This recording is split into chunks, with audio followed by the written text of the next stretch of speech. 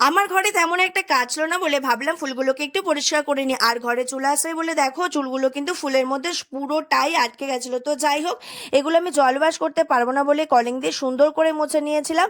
আর কিন্তু চিরুনি আর এই দেখো এই ফুলগুলো রয়েছে, এটা কিন্তু আমি জল ওয়াশ করে সুন্দর করে পরিষ্কার করে নেব। তারপর স্নান করে রেডি হয়ে চলে গেছিলাম ব্যাংকের বই করতে, কারণ আমার ব্যাংকের বই আগে ছিল সেটা নষ্ট হয়ে গেছিলো, তাই নতুন করে এখানে ব্যাংকের বই করতে এসেছিলাম। তারপরে আমের বুবাই গেছিলাম এই বেডিং স্টোরে, কারণ আমার একটু ঘাস নেওয়ার ছিল, আমি ভিডিও করব বলে। তো আমি এখানে ঘাস টাস নিয়ে চলে গেছিলাম মুদিখানার দোকানে। আর এখানে দেখছো আমি অনেক কিছু বাজার করেছি, কারণ আমার একটা নতুন আইসক্রিমের ভিডিও আসছে। আর সেই ভিডিওটা কিন্তু অবশ্যই তোমরা ফলো করবে, যে ভিডিওটা আমি কেমন বানিয়েছি, কিভাবে আইসক্রিমটা বানিয়েছি।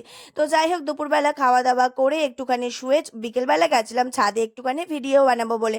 আর এই ট্রাইপডটার ব্লগ কিন্তু আমার অবশ্যই দেওয়া আছে, সেটা কিন্তু চেক করে নিও। তো রাত্রিবেলা ডিনারে লুচি আলুর দমকে ঘুমিয়ে পড়েছিলাম। ভিডিওটি ভালো লাগলে